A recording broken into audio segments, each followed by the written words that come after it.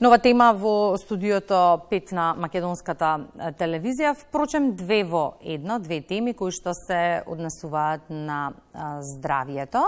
Состојбата со големата кашлица во регионот го крена алармот и во Македонија. Докторите велат дека адолесцентите, возрастните и невакцинираните минуваат со поблаги симптоми. За причините, симптомите и третманот на болеста, како и за малите сипаници кои што и оваа година се закануваат со епидемија. Тема на разговор со доктор Сања Цилевска, педијатар во поликлиниката Букуреш. Добро утро и добре ни дојдовте во утринската програма. Добро утро, поздрав до гледачите. Го искористивме вашето гостување за да отвориме две теми кои што се подеднакво актуелни, кои што не плашат и за кои што бараме одговори. Кога станува збор за малите сипаници, повторно секоја сезона во овој период од годината се актуелна тема. Така да, малите сипаници сепак треба да напоменеме дека се вакцино-превентабилна болест. Значи, за разлика од варичелата, која што е исто актуелна периодов, за која што нема задолжителна вакцина во широка употреба, за морбилите има веќе одамна вакцина и доколку сите би го сваќале значењето на вакцинацијата, воопшто не би разговарале за морбилите денес. Меѓутоа, за жал, опфатот со вакцинација за 2022 е само 70%, што е него задоволува оној колективен имунитет. Така да, сепак постои закана повторно да се јави епидемија со морбили.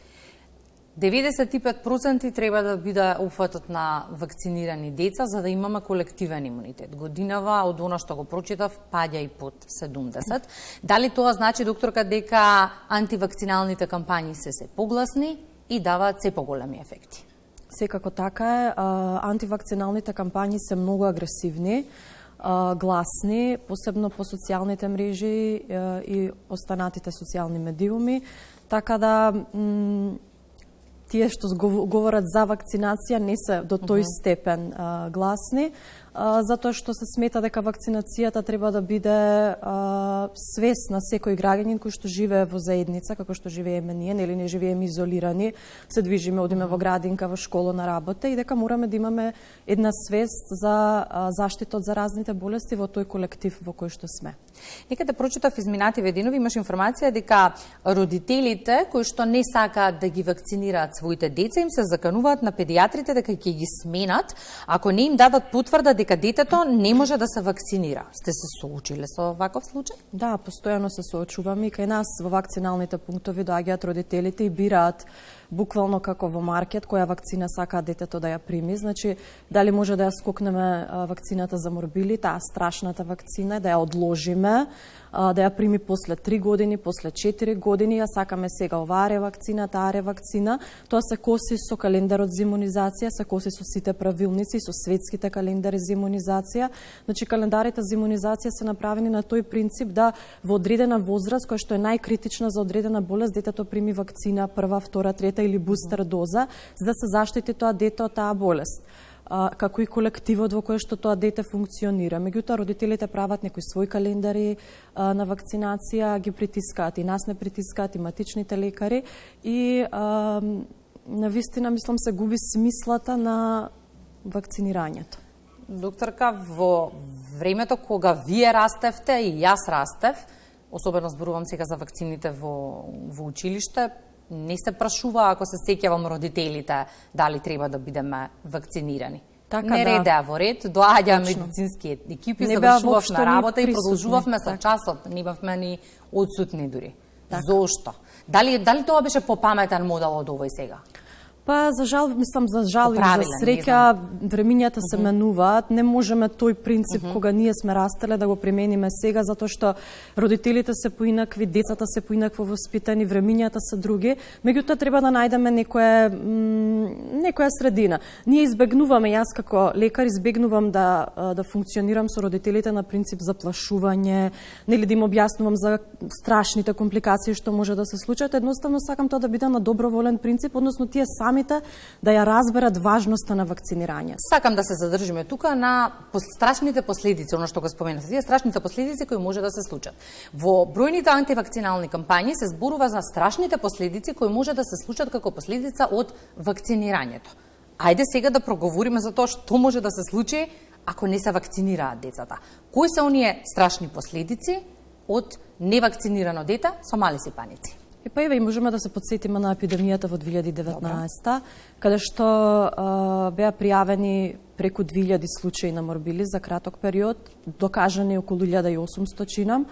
Во тој период, за жал, 4 дечиња починаа под 1 година старост од морбили, така да доста деца имаа компликации. Вирусот на морбили е еден специфичен вирус кој што може да даде една состојба која што ја нарекуваме паненцефалит субсклерозирачки, кој што пак може да се јави дури и 10 години после наводно лесно прележување на морбили. Така да, иако детето прележало морбили тој период, ние не можеме да сме сигурни дека нема да има таа компликација после 10 години од тогаш. Така да, вирусот на морбили е еден подмолен вирус кој што може да направи акутни компликации, меѓутоа може да направи одложени компликации. Го руши целосно имунолошкиот систем на детето. Акутните компликации од кои што и воедно починаа тие дечиња беше акутна бронхопневмонија, која што не се третира никако, затоа што мислам веќе сите знаат дека за вирусите немаме конкретен лек кој што може да го дадеме за да го уништиме вирусот, туку само една супортивна терапија да помогнеме детето само да се избори со вирусот. Такви си скопските статистики ги споменавте. Ајде да видиме во Штип како е Славица, ја имаме повторно на своето второниковско вклучување.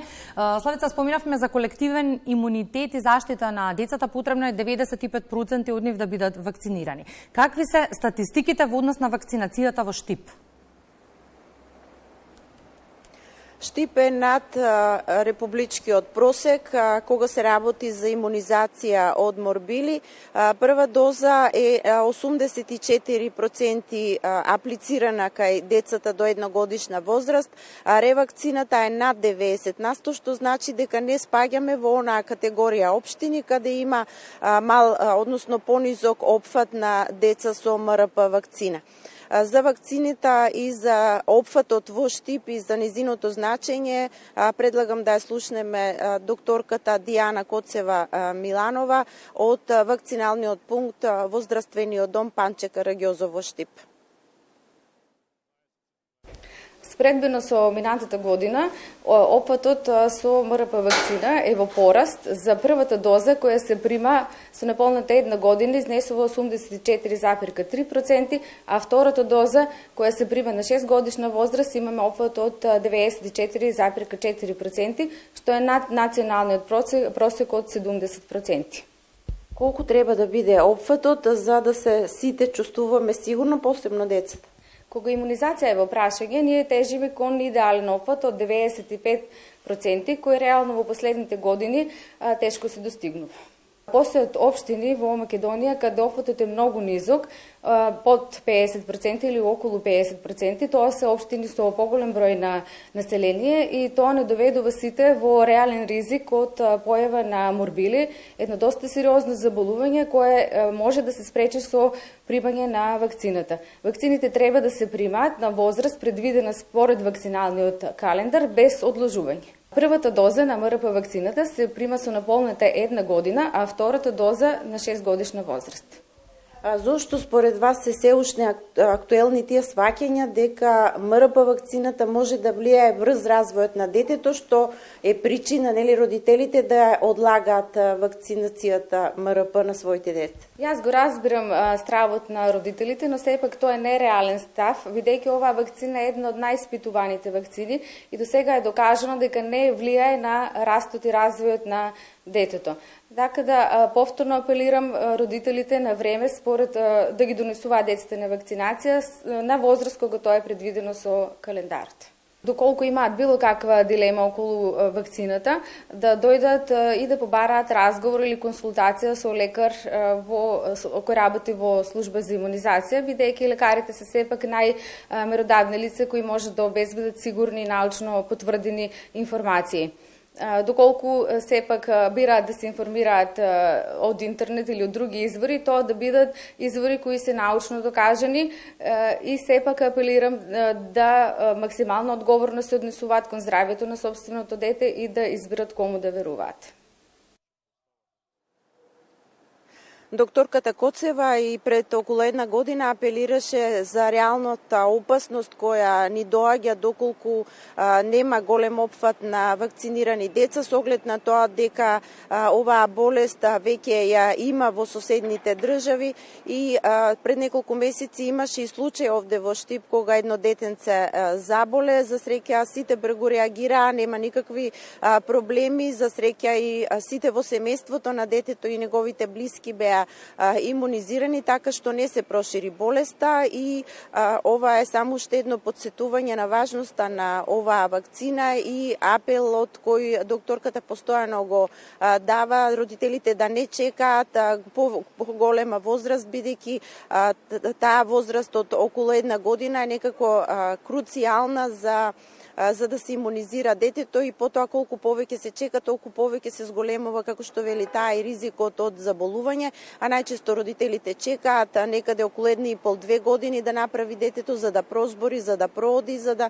немаат никакви сомневања, како што самата кажа, нереални, неосновани, меѓутоа стравот постои дека детето нема да се развие доволно добро доколку ја прима оваа вакцина. Уште еднаш апел дека сите колективниот имунитет е важен како за децата, така и за сите оние, дури за постарите генерации кои воопшто во нивно време, односно додека тие биле деца, не постоела ваква имунизација. Благодарам. Славица, оваа информација беше добре дојдена и потребна во контекст на статистиките кои што ги зборуваме. Помалите градови според статистиките го надминуваат државниот просек и се добри во однос на вакцинацијата. Поголемите каскаат. Зошто?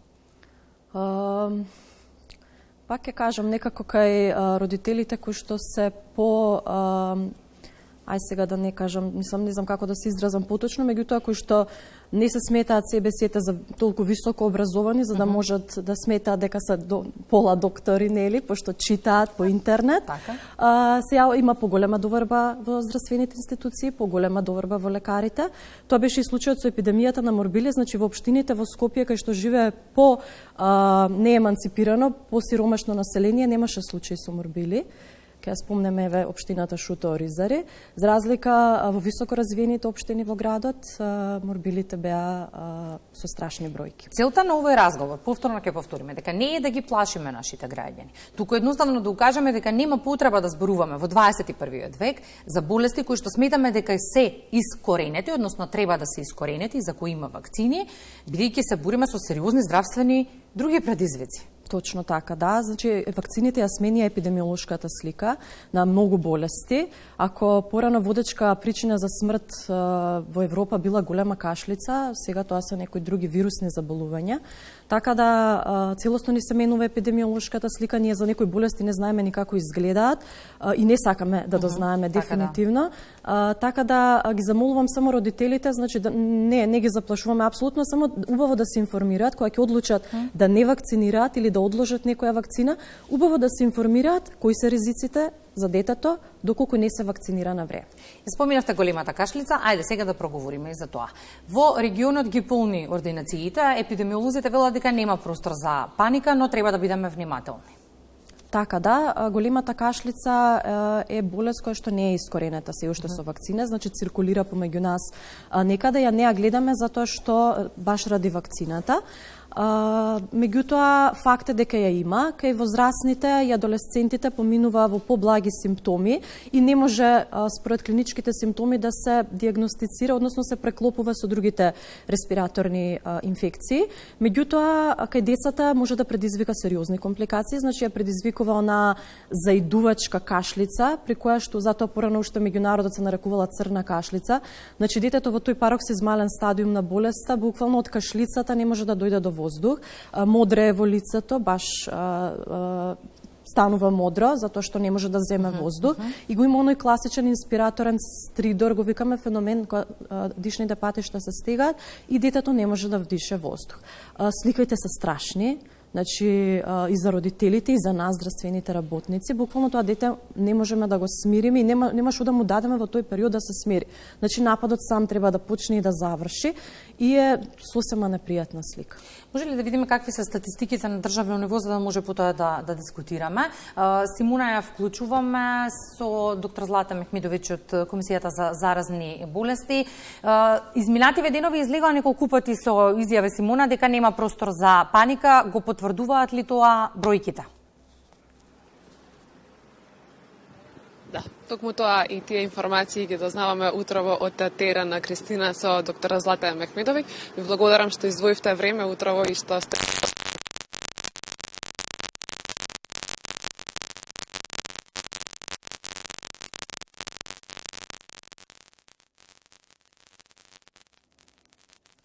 Ситуацијата не е воопшто застрашувачка, меѓутоа какви се бројките? Епидемија има во Хрватска. Оно што во регионот можеме да кажеме дека има спорадични случаи на појавување.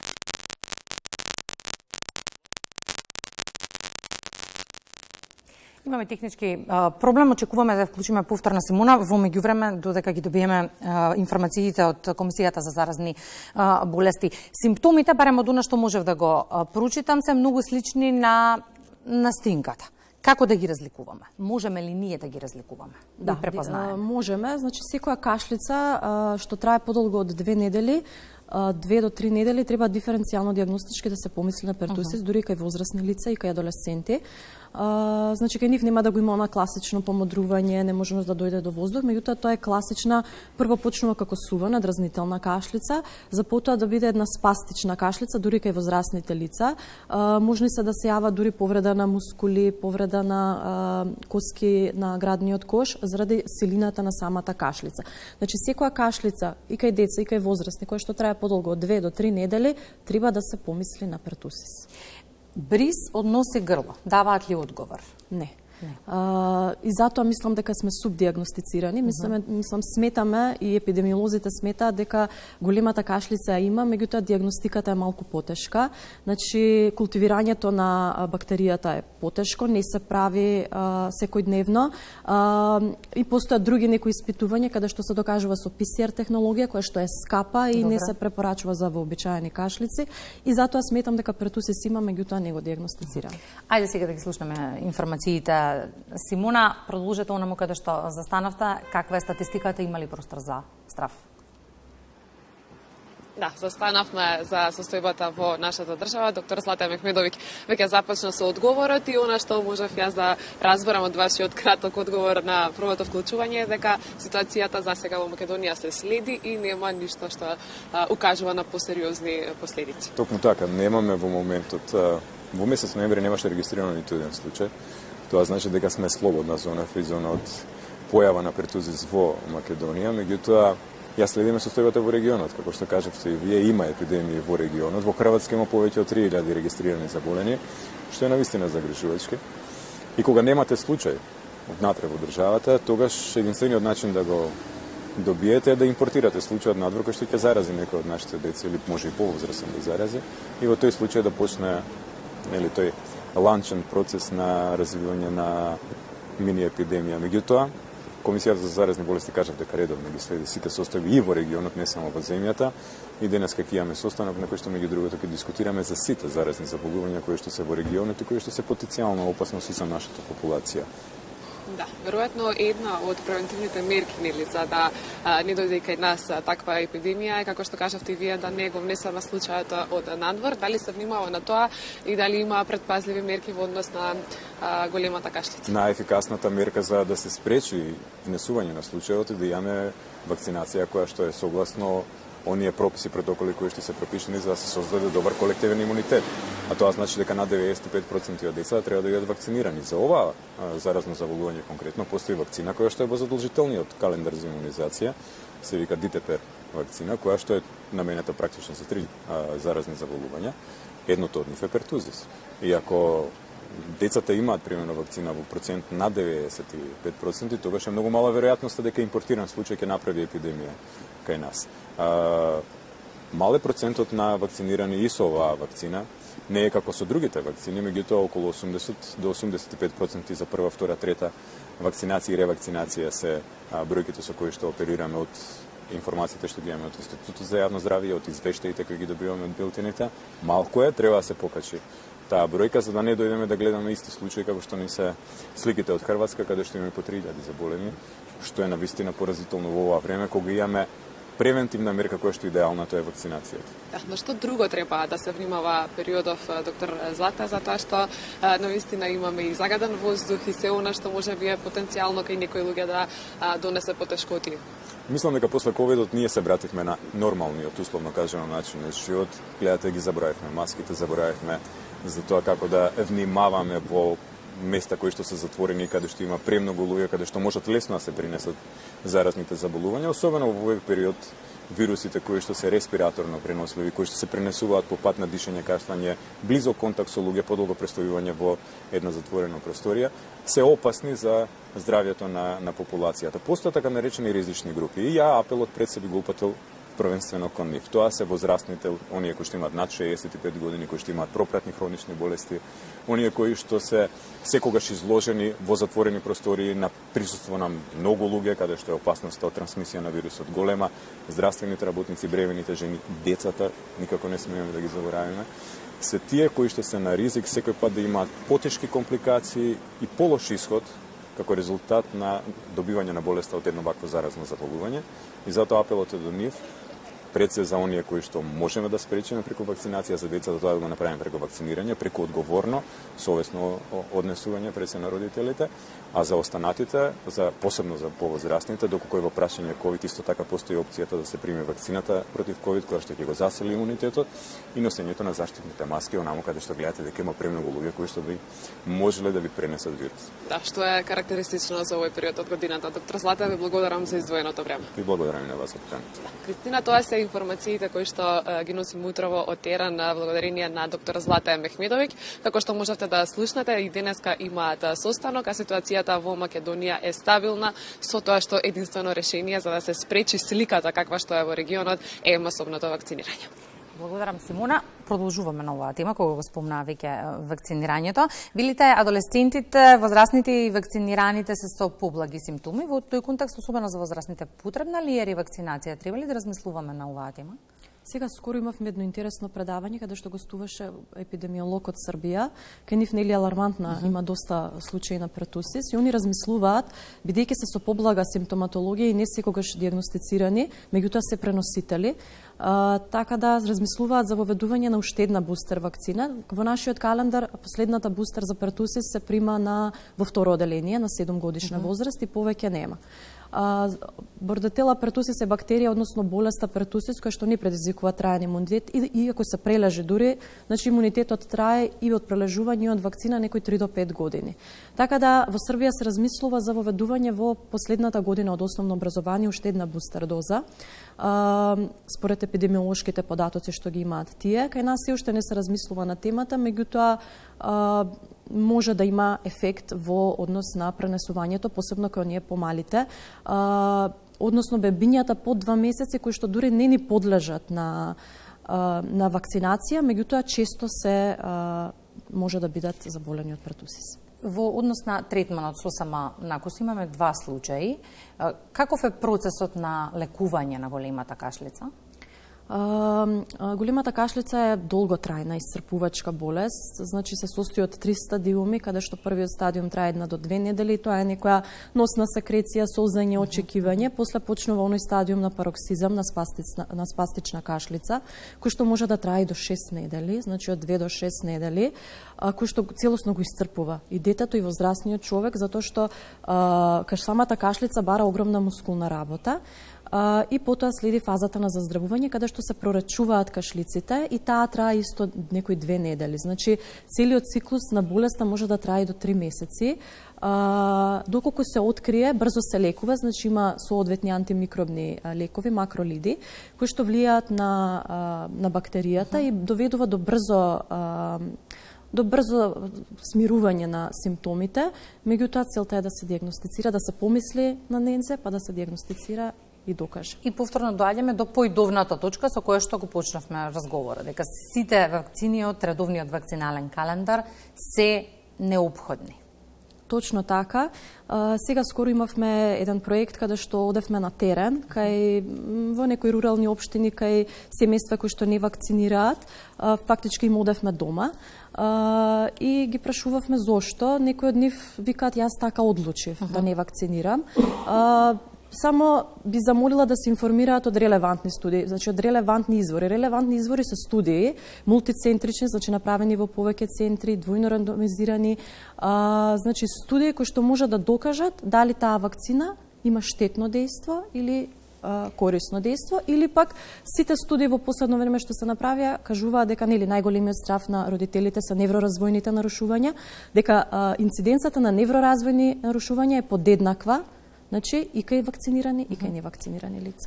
Или да го скратиме патот до лекарот, матичниот педијатар, матичниот лекар се тие кои што може да дадат вистински одговори. Точно така, да одберат лекар на кој што ќе му веруваат и да му веруваат на лекарот, затоа што тој се едуцирал во тоа поле и кога ќе дојдат кај нас во вакциналните пунктови да не веруваат на нас, затоа што и самите ние сме родители и никогаш не би наштетиле. Значи тие деца кога ќе го поминат прагот на нашата ординација се наши деца и никогаш не би направиле нешто за што не сме сигурни дали може да наштети. Значи сосема сме сигурни дека вакцините се безбедни. Благодарам за сите одговори, доктор Целевска.